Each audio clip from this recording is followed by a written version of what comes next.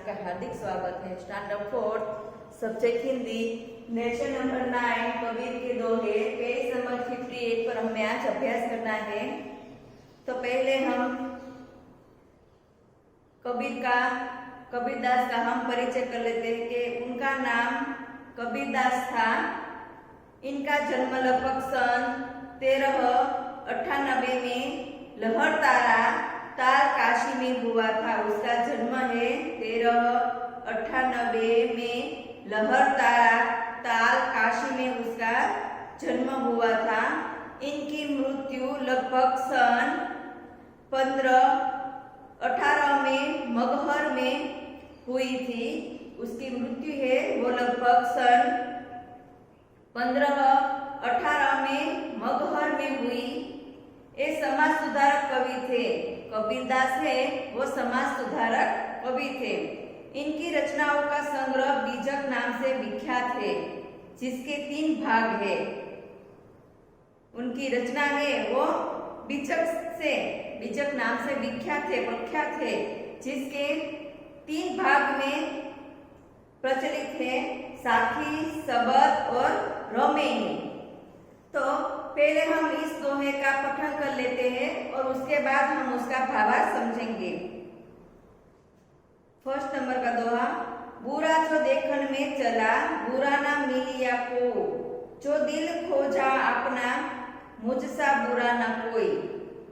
2 number, दोस्त पर आए देखी करी, चला हसंत हसंत, अपने याद न आवई, जिनको आदि न अंत। 3 नंबर, हिंदू कहे मोही राम पियारा, तुर्क कहे रहमाना, आपस में दाऊ लड़ी मुए, मरम न को जाना। 4 नंबर, बोली एक अनमोल है, जो कोई बोले जानी, हिये तराजू तोली के, कब मुख बाहर आनी। 5 नंबर, जाति न पूछो साधु की, पूछ लीजिए ज्ञान, मोल करो तलवार का, पड़ा रहने दो म्यान। 6 नंबर, पोती पढ़ी जग मुआ, पंडित भया न कोई, ढाई आखर प्रेम का, पढ़े सो पंडित होई। 7 नंबर, ऐसी बानी बोलिए मन का आपा खोई, औरन को शीतल करे, आपको शीतल होई। अब हम एक एक पंक्ति का भावार्थ समझेंगे।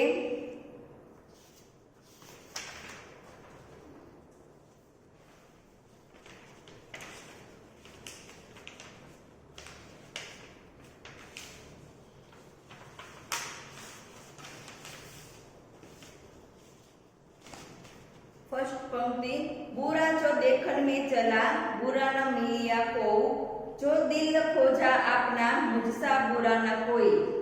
तो फर्स्ट पंक्ति का भावार्थ है कि कबीरदास कहते हैं कि मैं सारा जीवन दूसरों की बुराइयां देखने में लगा रहा, लेकिन जब मैंने खुद अपने मन में झांक कर देखा तो पाया कि मुझसे बुरा कोई इंसान नहीं है। मैं ही सबसे स्वार्थी और बुरा हूँ। अर्थात हम लोग दूसरों की बुराइयां बहुत देखते हैं, लेकिन अगर आप खुद के अंदर झांक कर देखें तो आप पाएंगे कि हमसे बुरा कोई इंसान नहीं है। कि बुरा जो देखन में चला, बुरा न मिलिया कोई, जो दिल खोजा अपना, मुझसा बुरा न कोई। कबीर जी कहते हैं कि सारा जीवन मैंने दूसरों की बुराइयां देखने में लगा रहा, लेकिन मैंने खुद अपने आप में झांक कर देखा तो पाया कि मुझसे बुरा कोई नहीं है। कबीर जी कहते हैं कि मैं दूसरों की बुराइयां देखने में लगा था, लेकिन दूसरों में मुझे कोई बुराई नहीं लगी, क्योंकि मैंने खुद अपने मन में झांक कर देखा, अपने मन में झांक कर देखा तो पाया कि मुझसे बुरा कोई इंसान नहीं है। मैं ही सबसे बुरा इंसान हूँ, मैं ही सबसे स्वार्थी और बुरा हूँ।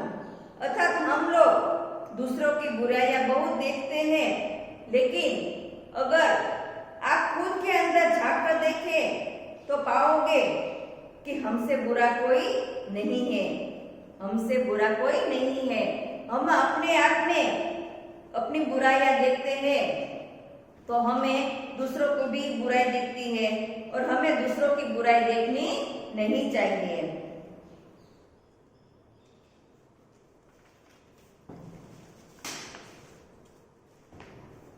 2 नंबर, दोस्त पर आए देखी करी चला हसन हसन, अपने याद न आवई जिनको आदि न अंत।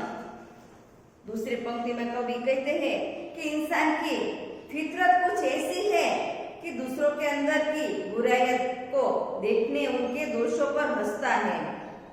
इंसान एक ऐसी व्यक्ति है कि दूसरों के अंदर जो बुराइयां है वो देखने में ही और उसके दोषों पर हंसने की आदत होती है।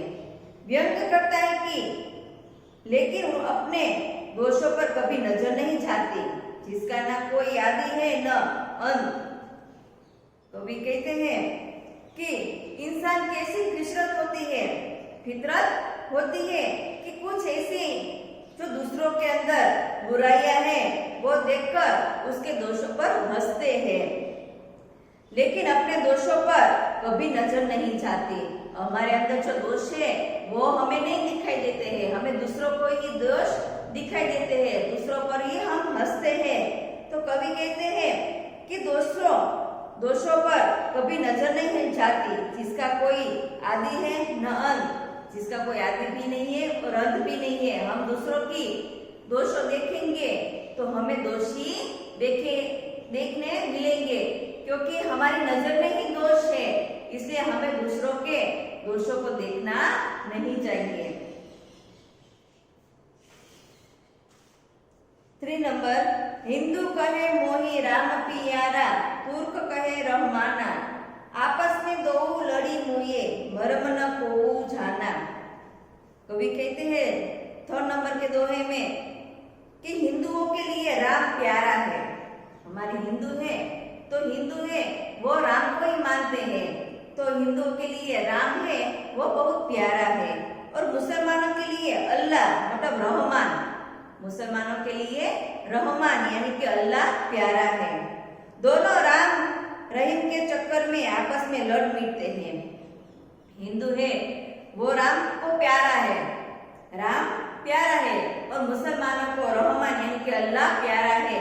तो राम और रहमान के दोनों के चक्कर में दोनों आपस में लड़ते हैं और मिटते हैं, लेकिन कोई सत्य को ही नहीं जान पाया, कोई सत्य को नहीं जान पाया कि रहीम यानी कि रहमान अल्लाह और राम दोनों एक ही है। हमें सभी को एक समान हमें मानना चाहिए, मुसलमान हो या हिंदू हो, रहमान हो या राम हो, हमें आपस में भेदभाव रखना नहीं चाहिए, हमें सबको सम्मान रखना चाहिए। तो कवि इस दोहे में कहते हैं कि हिंदू है वो राम को प्यारे है, राम प्यारे है, और मुसलमान को अल्लाह प्यारे है, लेकिन दोनों वो आपस में लड़ते हैं, झगड़ते हैं, लेकिन वो एक सत्य नहीं जानते कि दोनों एक ही है।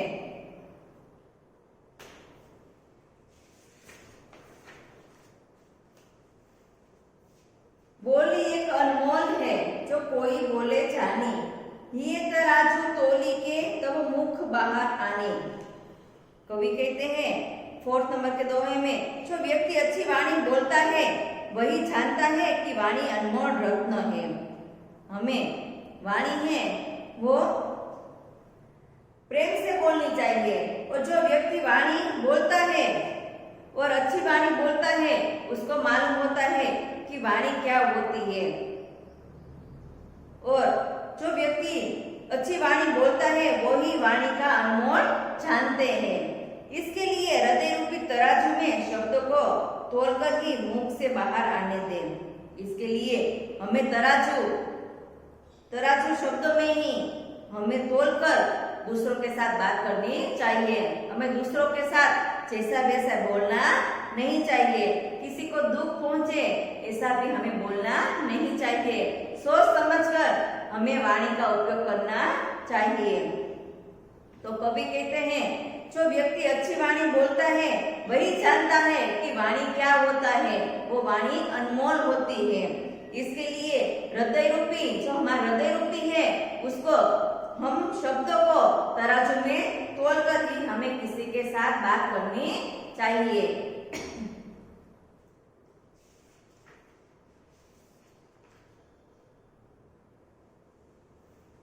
फाइन नंबर, जाति न पूछो साधु की पूछ लीजिए ज्ञान, मौन करो तलवार का पड़ा रहने दो म्यान। फिफ्थ दोहे में कबीरदास जी कहते हैं कि साधु से उसकी जाति मत पूछो, साधु से उसकी जाति मत पूछो, बल्कि उनके ज्ञान की बात करिए। साधु है, हमें उसकी जाति के बारे में नहीं पूछना चाहिए, उसके पास जो ज्ञान है वो ज्ञान की बात हमें करनी चाहिए, और ज्ञान की बातें कर कर हमें उसका ज्ञान की जानकारी प्राप्त करनी चाहिए। उनसे ज्ञान लीजिए, उस साधु से हमें ज्ञान लेना चाहिए। मोल करना है तो तलवार का करो, म्यान को पड़ी रहने दो। मौन है वो मोल हमें तलवार का करो और म्यान को पड़ी रहने दो। कवि कहते हैं कि साधु को उसकी जाति के बारे में पूछना नहीं चाहिए, बल्कि उनसे ज्ञान की बातें करो, और उनसे जो ज्ञान है वो ज्ञान हमें प्राप्त करना चाहिए।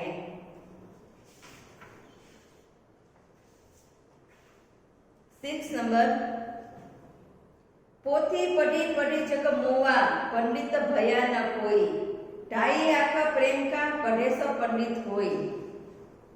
सिक्स दोहे में कबीर जी कहते हैं कि लोग बड़ी से बड़ी पढ़ाई करते हैं, लोग है वो बड़ी बड़ी पढ़ाई करते हैं, डिग्री प्राप्त करते हैं, लेकिन कोई पढ़कर पंडित या विद्वान नहीं बन पाता। पढ़ने से कोई पंडित या विद्वान नहीं बन पाता है। जो इंसान प्रेम का 2.5 अक्षर पढ़ लेता है वही सबसे विद्वान है। जो कोई विद्वान है वो 2.5 अक्षर प्रेम का पढ़े तो वो ही विद्वान होता है। हमें बुक से ज्ञान प्राप्त करके या कोई डिग्री प्राप्त करके पढ़ाई करके कोई विद्वान नहीं बन जाता है, कोई पंडित नहीं बन जाता है। लेकिन जो इंसान प्रेम का जो 2.5 अक्षर प्राप्त करे और 2.5 अक्षर प्रेम का जो पढ़ ले वही सबसे विद्वान होता है।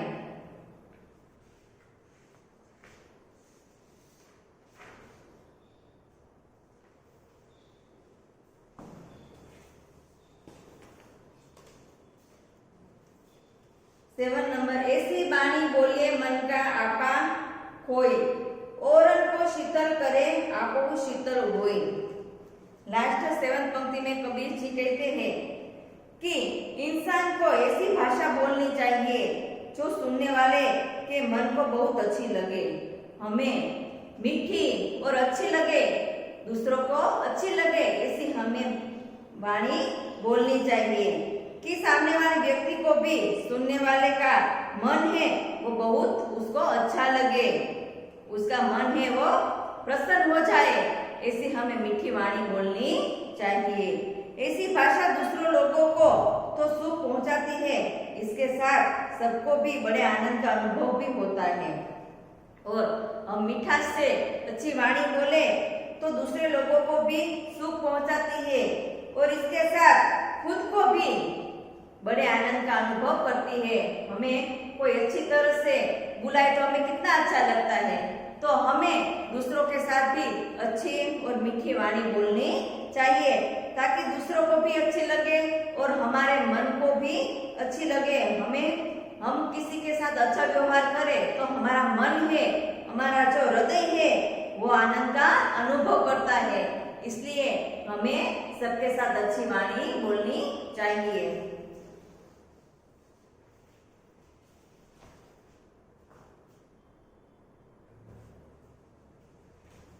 तो फिर से हम पंक्ति का भावार्थ समझेंगे कि फर्स्ट पंक्ति में कवि कहते हैं, कबीरदास जी कहते हैं कि मैं सारा जीवन दूसरों की बुराई देखने में लगा रहा, लेकिन जब मैंने खुद को अपने मन में झांक कर देखा तो पाया कि मुझसे बुरा कोई इंसान नहीं है।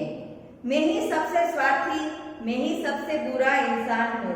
अर्थात लोग दूसरों की बुराइयां बहुत देखते हैं, लेकिन अगर आप खुद के अंदर झांककर देखें तो पाओगे कि हमसे बुरा कोई इंसान नहीं है। इसलिए हमें दूसरों की बुराई देखने से पहले हमें अपने अंदर झांककर देखना चाहिए। 2 नंबर में कबीरदास जी कहते हैं कि इंसान की फितरत कुछ ऐसी होती है कि दूसरों के अंदर बुराइयों को देखे और उनके दोषों पर हंसे। यानी कि इंसान की ऐसी आदत होती है कि दूसरों के अंदर बुराइयां देखे और उसको उनके जो दोष है उसके दोषों पर हंसता है, लेकिन अपने दोषों पर कभी नजर नहीं जाती। हमारे अंदर जो हमारे दोष होते हैं वो हमें अपना दोष नहीं दिखाई देते हैं, लेकिन हम दूसरों के दोष को देखते हैं। तो कबीर जी कहते हैं कि हमें दूसरों को दोष को नहीं देखना चाहिए, पहले हमारे अंदर कितने दोष है वो हमें देखना चाहिए। कि इंसान को ऐसी फितरत होती है, मतलब उसकी आदत होती है कि दूसरों के अंदर जो बुराइयां है, दोष है, उस पर हंसते हैं, लेकिन अपने दोषों पर उसको अपनी नजर नहीं जाती है। जिसका कोई आदि है न अंत, हम जिसकी बुराइयां देखे तो एक ही बुराई हम देखे तो हमें उनकी बुराई दिखती है, हमें उसकी अच्छाई भी देखनी चाहिए और किसी की बुराई देखने का हमें कोई हक नहीं है। पहले हमारे अंदर जो अपनी बुराई है उसको देखना चाहिए।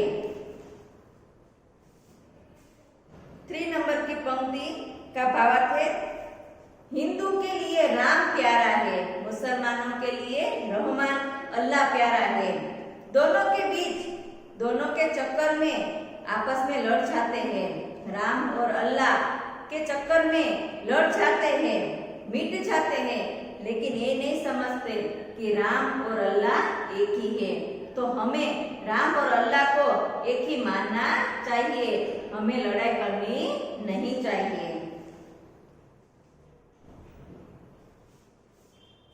4th पंक्ति का भावार्थ है, जो व्यक्ति अच्छी वाणी बोलता है वही जानता है कि वाणी का क्या अनमोल होता है। हम अच्छी वाणी बोले तो हमें उसका वाणी का मोल समझते हैं कि अच्छी वाणी क्या होती है। जो लोग बुरी वाणी बोलते हैं, मिठास से नहीं बोलते हैं, वो वाणी का यानी कि बोली का, मीठी बोली का अनमोल नहीं जानते हैं। तो कबीर जी कहते हैं कि जो मीठी वाणी और अच्छी वाणी बोलते हैं वो ही वाणी का अनमोल रतन जानते हैं।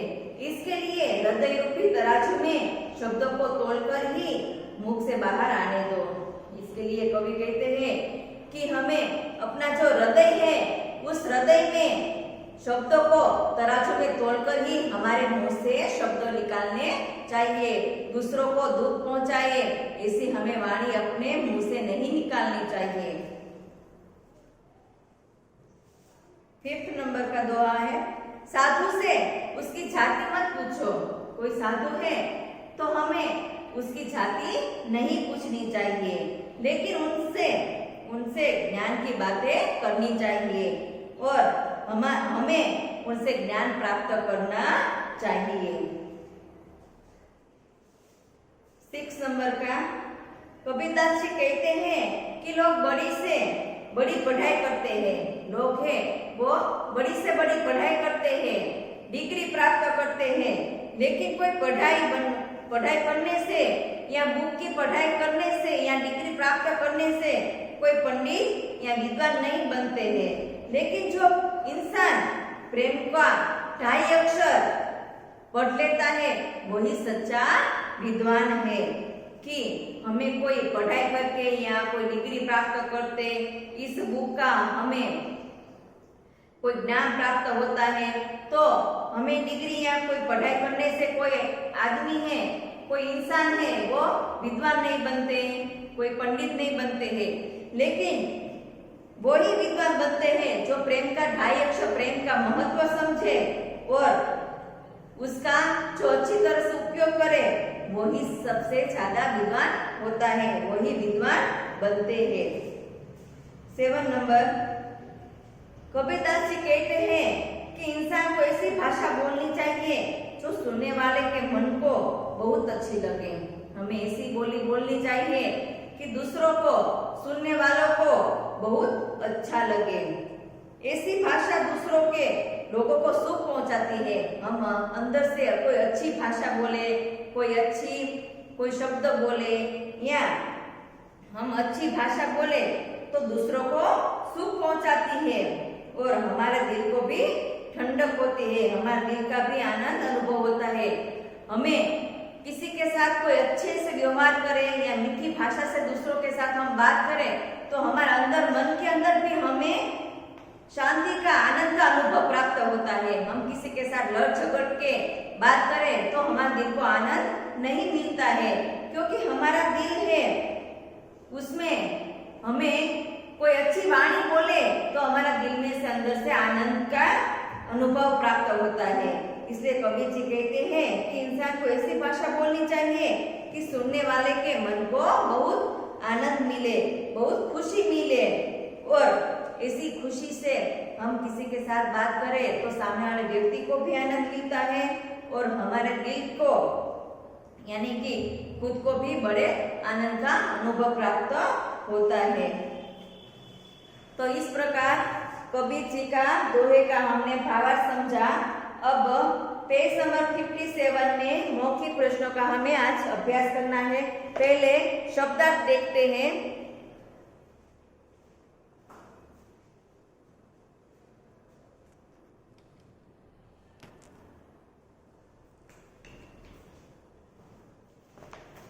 शब्दार्थ,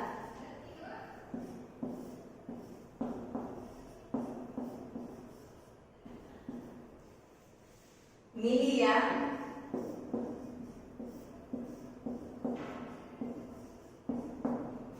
मतलब मिला, अनमोल,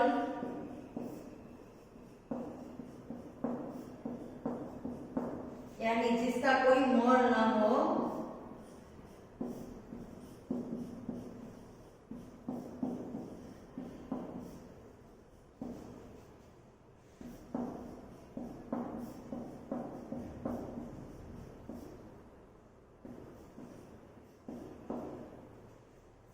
भया,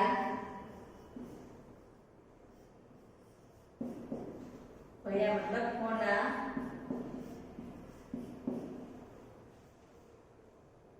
हसंत,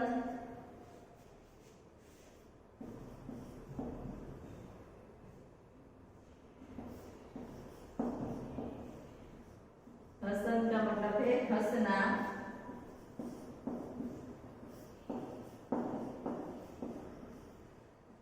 आखर,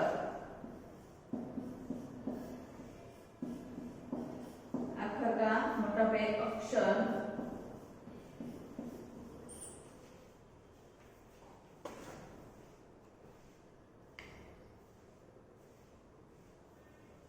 शब्दार्थ मिलिया मतलब मिला, अनमोल मतलब जिसका कोई मोल न हो, भया मतलब होना, आखर मतलब अक्षर, हसंत मतलब हंसना।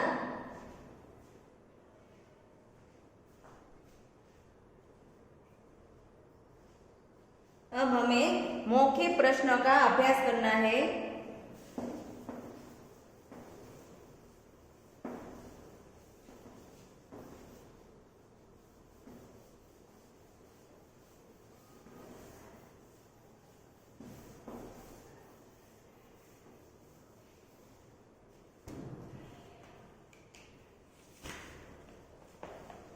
पेज नंबर 57,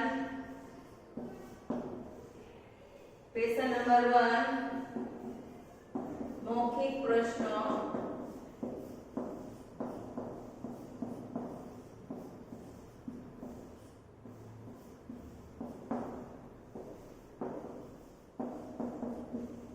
मौखिक प्रश्न में क्वेश्चन नंबर 1 है, कबीर जी का जन्म कब और कहाँ हुआ था?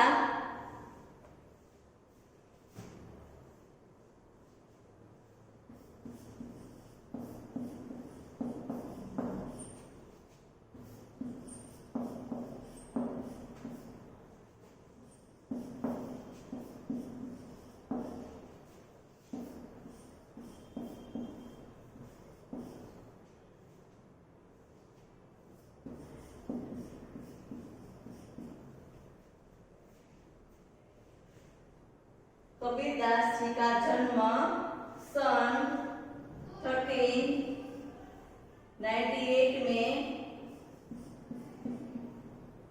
लहरतारा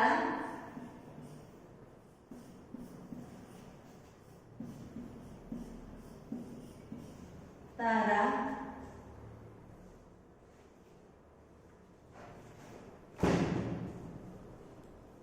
ताल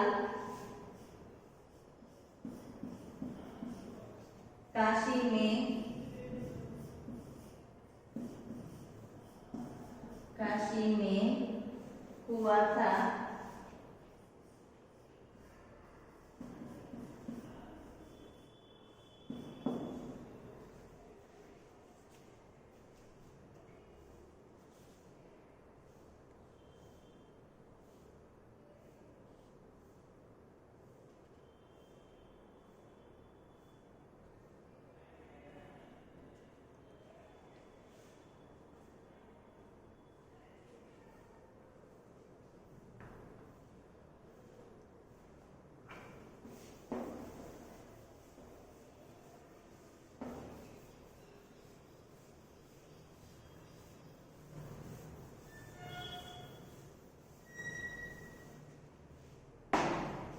क्वेश्चन नंबर 2 है बीजक के कितने भाग हैं? तो आंसर नंबर 2,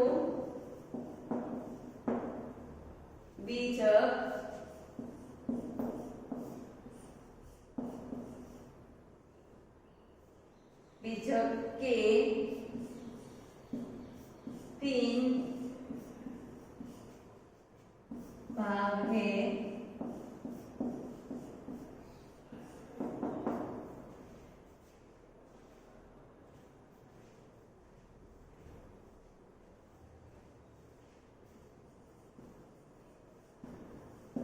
क्वेश्चन 3 है कौन क्या देखने चला था?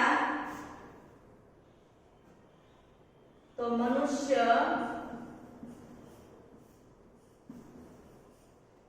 बुरे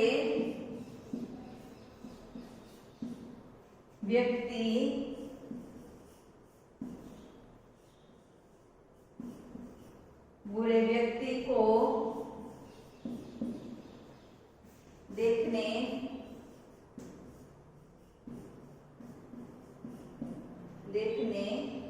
चला था।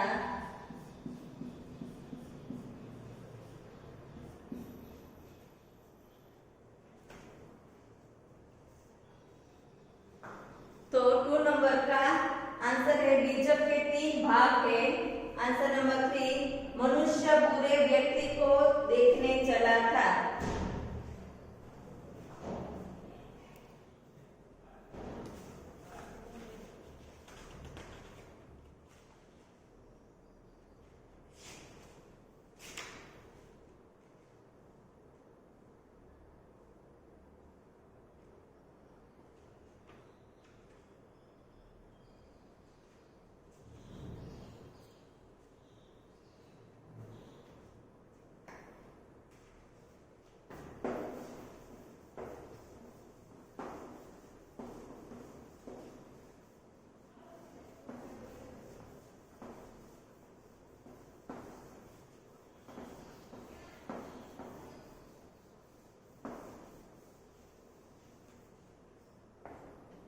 आंसर नंबर 4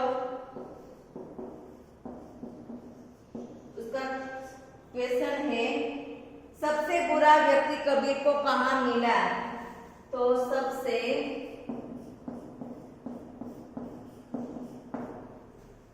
बुरा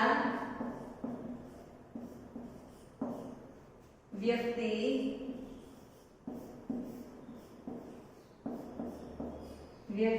कबीर को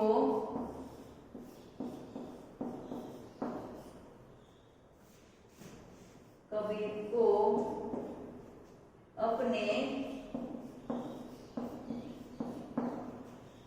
आप में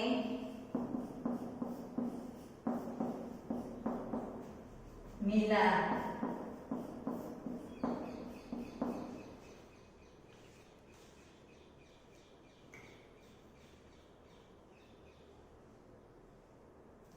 तो आंसर नंबर 4 सबसे बुरा व्यक्ति कबीर को अपने आप में मिला।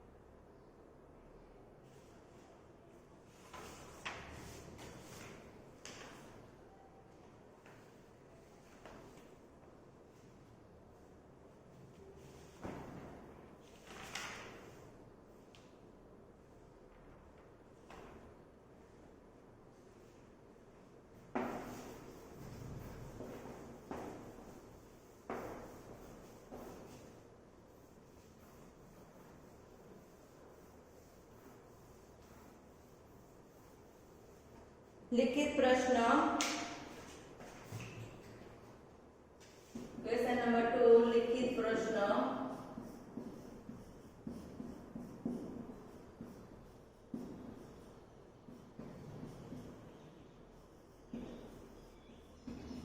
लिखित प्रश्न में क्वेश्चन नंबर 1 है प्रस्तुत दोहा कहाँ से लिया गया है। तो प्रस्तुत दोहा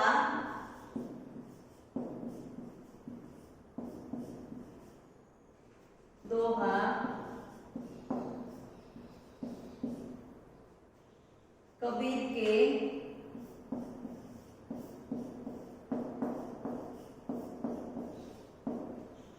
के दोहे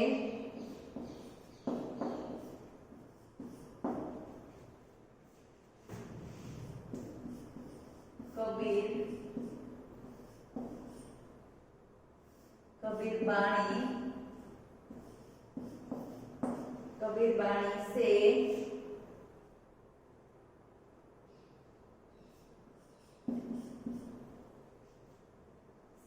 लिया गया।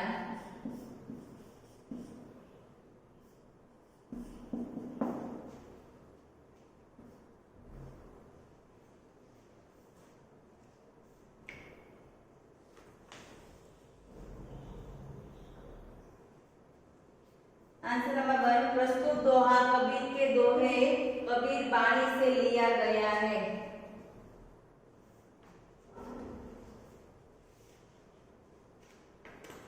क्वेश्चन नंबर 2 है दोहे के रचनाकार का नाम लिखे। आंसर नंबर 2 दोहे के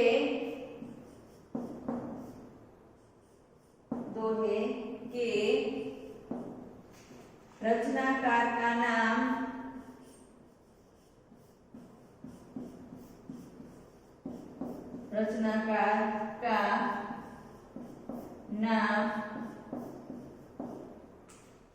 कबीरदास थे।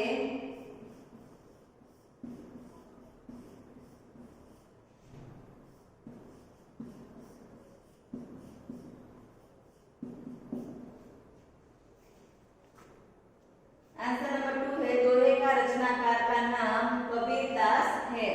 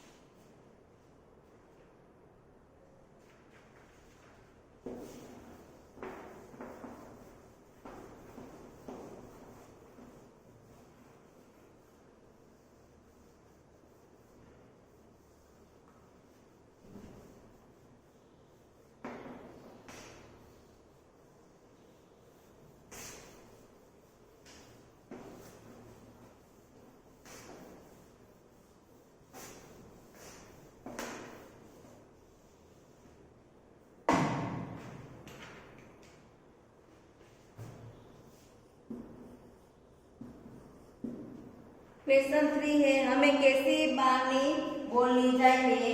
तो आंसर है हमें मीठी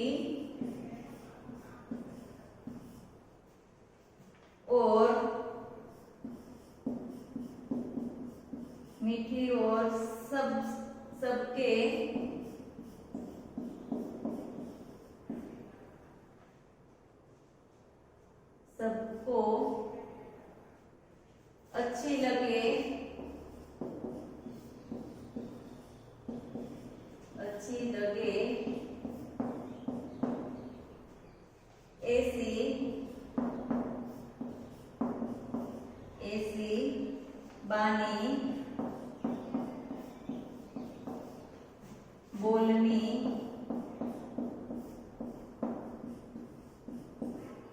बोलनी चाहिए।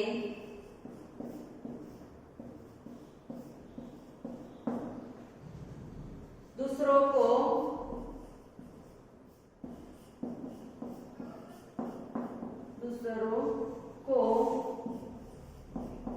भी अच्छा अच्छा लगे ऐसी हमें बानी बोलनी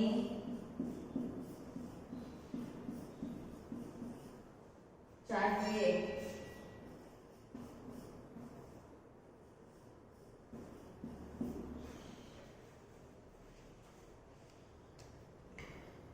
तो आंसर नंबर 3 है हमें मीठी और सबको अच्छी लगे ऐसी बानी बोलनी चाहिए। दूसरों को भी अच्छा लगे ऐसी हमें बानी बोलनी चाहिए।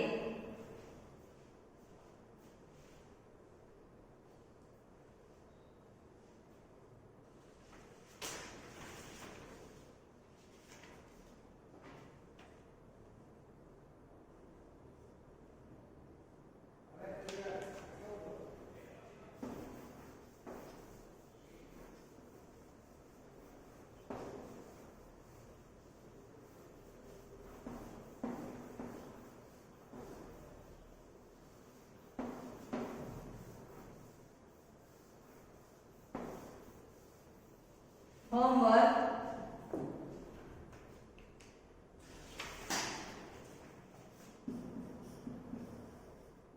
पेज नंबर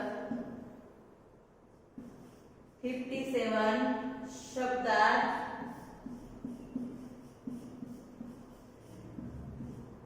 लिखो। शब्दार्थ आपको हिंदी की नोटबुक में